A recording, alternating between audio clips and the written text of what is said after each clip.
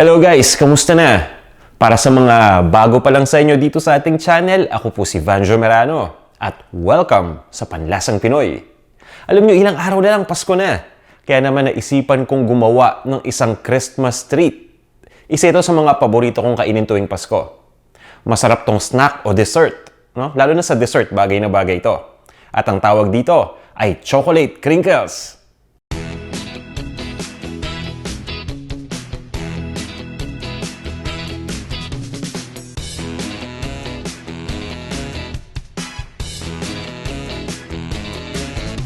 Ito yung mga ingredients na gagamitin natin para dito.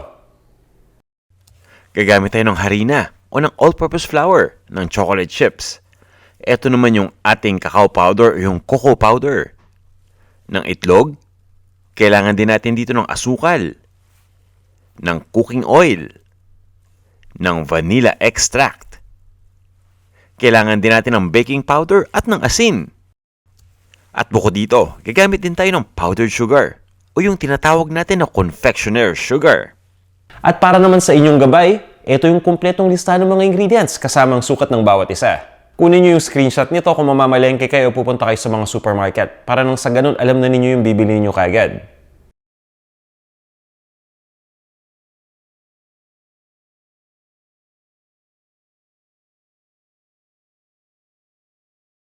Handa na ba kayo? Tara, umpisa na natin ang paggawa ng chocolate crinkles. Ang una natin kailangan gawin dito ay pagsamasamahin lang natin lahat ng mga ingredients.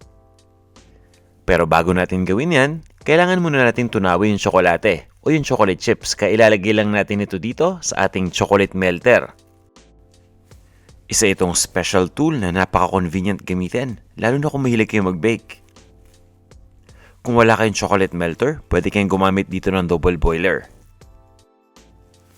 At kung interesado kayo sa produktong ito, nilagay ko yung link nito sa video description. I-check nyo lang. Itutuloy lang natin ang pag-init dito sa ating chocolate chips hanggang sa tuloy na itong matunaw. At pagkatapos ay hahaluin lang natin ito gamit ng isang spatula.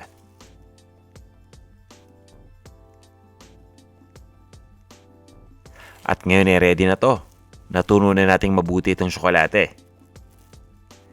Isa-set aside muna natin ito.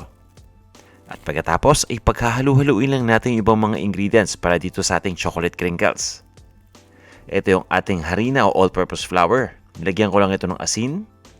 At pagkatapos ay ilalagyan lang natin ito ng baking powder. At hahaluin lang natin itong mabuti. Ang importante dito ay mahalo nating mabuti lahat ng mga ingredients. Pinaghahalo natin dito yung harina, pati na rin yung baking powder at yung asin. Ayan, at pagkatapos ito, ihanda na natin yung ating stand mixer. Maglalagay lang tayo dito ng cacao powder o yung tinatawag natin na cocoa powder. Ang gamit natin dito ngayon ay 1 cup eksakto. Maglalagay din tayo dito ng granulated na white sugar. Ito yung asukal na puti. At ngayon naman ay ihanda na natin yung paddle attachment nitong ating stand mixer. Ikakabit lang natin dito sa stand mixer yung paddle attachment. At pagkatapos ay itutuloy lang natin ang pagmix dito ng 1 minuto lang.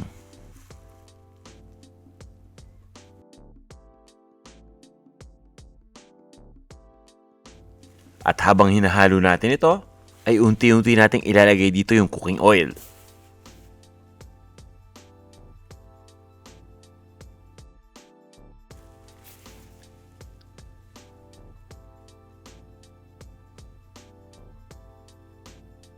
At ngayon, ilalagay naman natin dito yung vanilla extract. Ito na yung vanilla extract natin. Pwede kayong gumamit ng vanilla essence dito. Ang pagkakaiba ng dalawa, itong extract ay galing sa totoong vanilla. Yung vanilla essence naman, yun ay flavoring lang. At mas mura yon. Ngayon naman ay ilalagay na natin dito yung ating melted na chocolate chips.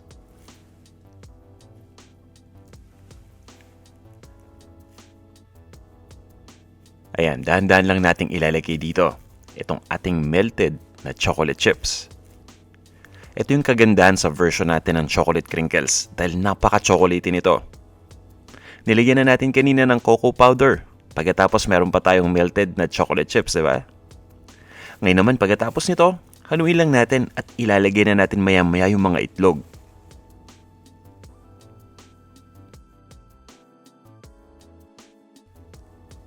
Ang gamit natin dito ay 4 na pirasong itlog. Ika-crack na natin. Para mas madali, ika-crack muna natin itong itlog at ilalagay natin sa isang maliit na bowl na katulad nito. At kapag nasa bowl na, ilalagay na natin dito sa ating mixing bowl habang hinahalo. Para dun sa mga sanay ng gumawa nito, kung mas madali sa inyong i-crack yung itlog at idiretso sa mixing bowl, go ahead, mas okay yan. So, ito na yung unang itlog. Ayan, di ba? Nahahalo siya kaagad. Ito yung advantage kapag gumagamit tayo dito ng isang stand mixer. Basta tandaan ninyo na kapag stand mixer ang gamit natin, laging paddle attachment. Kapag ginamit natin yung whisk o yung wire whisk nito, maaaring mag-work sa umpisa. Pero maya-maya, maglalagay kasi tayo ng dry ingredients dito. Yun yung kaninang pinaghalo-halo natin na harina at ibang mga ingredients pa. Hindi nakakayanin ng wire whisk kapag nilagay natin yon. Ang gamit ko dito ay yung heavy duty na stand mixer na matagal na sa akin. Alam nyo, ni isang beses hindi pa ako nito pinalya. At yung link din pala dito para sa produktong ito ay nakalagay sa description ng video. Kung interesado kayo, i-check nyo lang. Ayan, ready na tong ating fudge. Scrape lang natin yung gilid nito para makasigurado lang tayo na nahalo mabuti, pati yung kagilid-giliran, di ba? At ngayon naman, ilagay na natin dito yung mixture ng harina. Ito yung hinalo natin kanina sa umpisa. Konti lang muna, maglalagay lang tayo dito ng mga 1/2 cup. Pagkatapos ay haluin na natin. At habang hinahalo natin ito, unti-unti nating nilalagay dito yung harina na mixture. Kukuha lang tayo ng spoon o ng cup na katulad nito. At ilalagay lang natin dito. Unti-unti lang habang hinahalo. Huwag natin bibiglain. Bago ko makalimutan, i-emphasize ko sa inyo na ang gamit natin dito ay baking powder, hindi baking soda. Minsan kasi may mga nagtatanong, pwede bang i-substitute ang baking soda sa baking powder? Depende yan sa recipe. Para sa recipe na to, baking powder lang ang pwede natin gamitin. Pero may ibang mga chocolate crinkles recipe na gumagamit ng baking soda. Ayan na, malinaw. Ngayon, ituloy lang natin ang paghalo dito.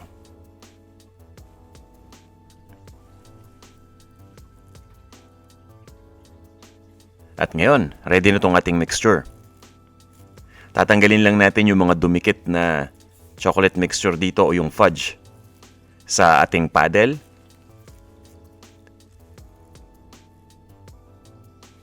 Ayan, at pagkatapos nito, hindi pa natin ito maibibake agad. Ipe-prepare pa natin ito. Importante para maging maganda yung chocolate crinkles natin ay i-refrigerate muna natin ito. Importante na malamig yung mixture ng chocolate bago natin ito i-bake.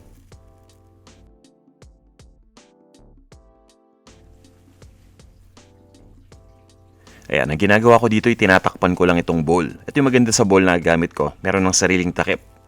Kung walang takip yung mixing bowl ninyo, pwede nyo takpan yung mixing bowl ng cling wrap at pagkatapos ilagay lang natin sa refrigerator. Ayan, i-refrigerate lang natin ito ng at least 4 hours. Pero mas maganda kung overnight. Kaya i-refrigerate natin ito ng overnight sa pagkakataong ito. Pagkatapos ma-refrigerate, pwede na natin itong i-bake. 350 degrees Fahrenheit lang ang setting natin. So na-preheat na natin yung oven. Ngayon naman, ay isuscoop lang natin itong mixture natin. At ito yung ating confectioner sugar o powdered sugar kung tawagin. Ito yung asukal na pinong-pino. Ayan, parang harina din yung texture nito. Ang gagawin natin yun ay magsuscoop lang tayo ng chocolate mixture at ilalagay natin dito sa parchment paper. So tandaan niyo, ang gamit natin ay parchment paper, hindi wax paper. Gumagamit ako dito ng scoop para maging uniform yung size.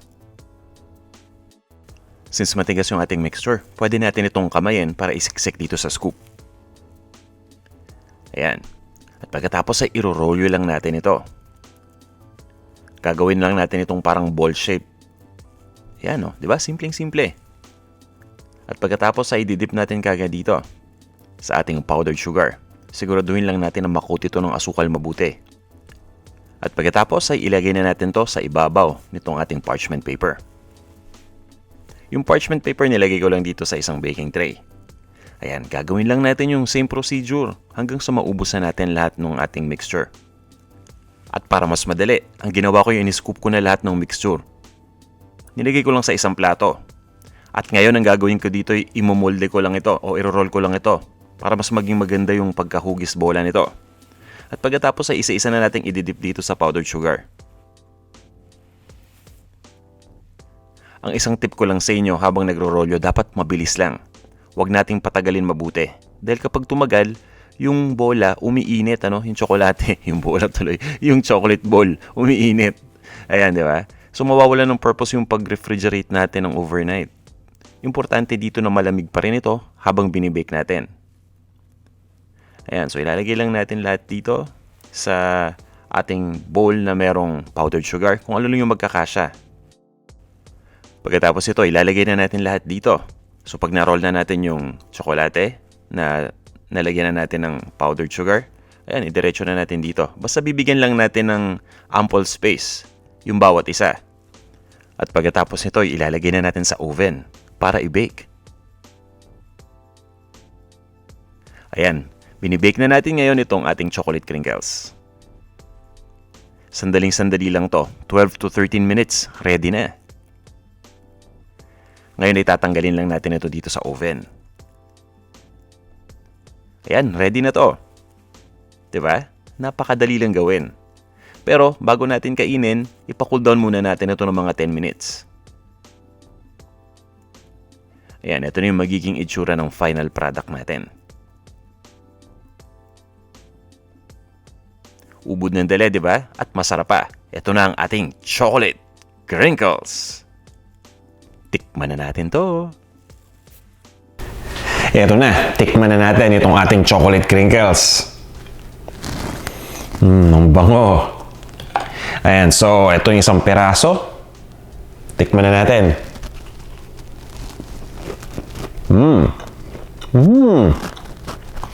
Ayos. Naririnig nyo yung crunch? Yan yung outer part, pero yung loob napaka-moist. Talaga namang chewing-chewing yung loob. So, sa texture pa lang, panalong-panalo na. At yung lasa, nako, napaka-chocolatey. Gumamit tayo ng cocoa powder, gumamit pa tayo ng chocolate chips. Pag pinagsama yung parehong yon, tamang-tama. At pagdating naman sa tamis, hindi ito masyadong matamis. Para sa akin, okay lang yung pagkatamis nito.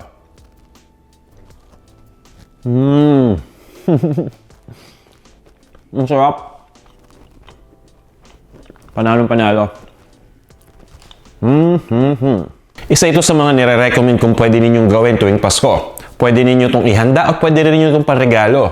Diba? Maraming pwedeng gawin dito. Pwede nyo pa itong pagkakitaan. Sana may natutunan na naman kayong bago. At kung nagustuhan nyo itong ating recipe, huwag nyo kalimutang i-like itong ating video.